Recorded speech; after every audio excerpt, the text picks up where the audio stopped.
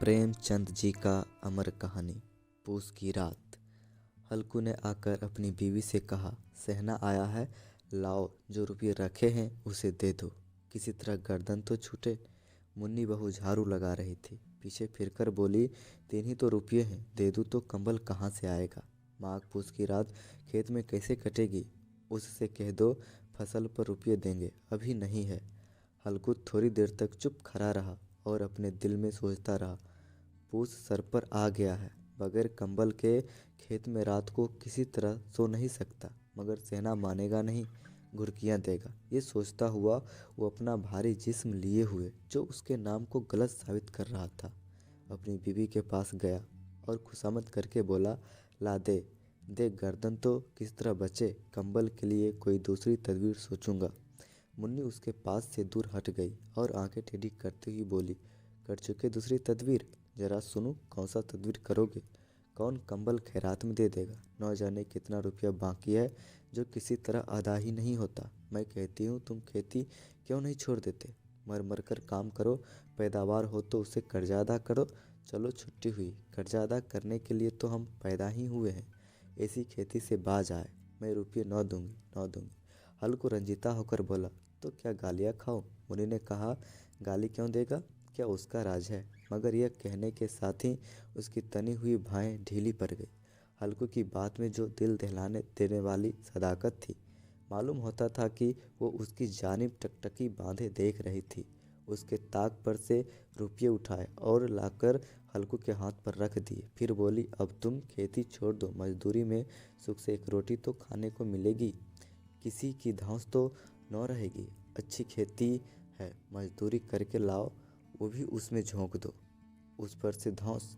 हल्कू ने रुपये लिए और इस तरह बाहर चला, मालूम होता था वो अपना कलेजा निकाल कर देने जा रहा है। उसने एक एक पैसा काट कर 3 रुपये कंबल के लिए जमा किए थे, वो आज निकलने जा रहा है। एक एक कदम के साथ उसका दिमाग अपनी नादारी के बोझ से दबा जा रहा था। पूस की अंधेरी रात, आसमान पर तारे भी ठिठुरते हुए मालूम होते थे। हल्कू अपने खेत के किनारे ओक के पत्तों की एक छतरी के नीचे बांस के खटोले पर अपनी पुरानी गाढ़े की चादर ओढ़े हुए कांप रहा था।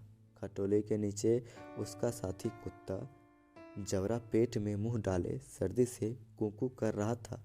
दो में से एक को भी नींद न आती थी। हल्कू ने घुटनों को गर्दन में चिमटाते हुए कहा, क्यों जबरा, जारा लगता है, कहा तो था घर में प्याल पर लेट रहा, तू यहाँ क्यों आया, क्या लेने आया था। अब खा सर्दी, मैं क्या करूँ, जानता था मैं हलवा पूरी खाने आ रहा हूँ। दौड़ते हुए आगे चले आए। अब रो अपनी नानी के नाम को। जबरा ने लेटे हुए दुम हिलाई और एक अंगड़ाई लेकर चुप हो गया। शायद वो ये समझ गया था कि उसकी कुकू की आवाज़ से उसके मालिक को नींद नहीं आ रही है। हल्कू ने हाथ निकालकर जबरा की ठंडी पीठ सहलाते हुए कहा, कल से मेरे साथ न आना, नहीं तो ठंड हो जाओगे। ये राड पहुआ हवा न जाने कहाँ से बर्फ ली आ रही है। उठूँ फिर एक चिलम भरूँ, किसी तरह रात तो कटे, 8 चिलम तो पी चुका। ये खेती का मज़ा है। और एक भगवान ऐसे हैं जिनके पास अगर जारा जाए तो गर्मी से घबरा कर भागे। मोटे गद्दे, लिफाफ, कंबल, मजाल है कि जारे का गुजर हो जाए। तकदीर की खूबी है, मजदूरी हम करें, मज़ा दूसरे लूटे। हल्कू उठा और गड्ढे में जरा सी आग निकालकर चिलम भरी। जबरा भी उठ बैठा। हल्कू ने चिलम पीते हुए कहा, पिएगा चिलम, जरा तो क्या जाता है। हाँ जरा, मन बहल जाता है। जबरा ने उसकी जानिब मोहब्बत भरी निगाहों से देखा। हल्कू ने कहा, आज और जरा खा ले, कल से मैं यहाँ प्याल बिछा दूंगा, उसमें घुस कर बैठना, जारा न लगेगा। जबरा ने अगले पंजे उसके घुटनों पर रख दिए और उसके मुंह के पास आकर मुंह ले गया। हल्कू को उसकी गर्म सांस लगी। चिलम पीकर हल्कू ने फिर लेटा और ये तय कर लिया कि चाहे जो कुछ हो, अब की सो जाऊंगा। लेकिन एक लम्हे में उसका कलेजा कांपने लगा। कभी इस करवट लेटा, कभी उस करवट। जारा किसी भूत की मानिंद उसकी छाती को दबाए हुए था। जब किसी तरह न रहा गया तो उसने जबरा को धीरे से उठाया और उसके सिर को थपथपाकर उसे अपनी गोद में सुला लिया। कुत्ते के जिस्म से मालूम नहीं कैसी बदबू आ रही थी, पर उसे अपनी गोद में चिमटाते हुए ऐसा सुख मालूम होता था जो इधर महीनों से उसे न मिला था। जबरा शायद ये ख्याल कर रहा था कि बसीहत यही है, और हल्कू की रूह इतनी पाक थी कि उसे कुत्ते से बिल्कुल नफरत न थी।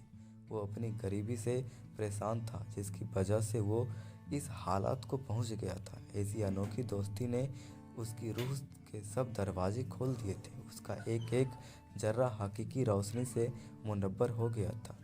इसी असना में जबरा ने किसी जानवर की आहट पाई। उसके मालिक की इस खास रूहानियत ने उसके दिल में एक जदीद ताकत पैदा कर दी थी, जो हवा के ठंडे झोंकों को भी नाचीज समझ रही थी। वो झटपट कर उठा और छप्परी से बाहर आकर भौंकने लगा। हल्कू ने उसे कई मर्तबा पुकार कर बुलाया, पर वो उसके पास न आया।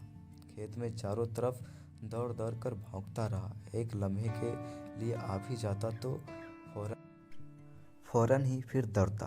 फर्ज की अदायगी ने उसे बेचैन कर रखा था।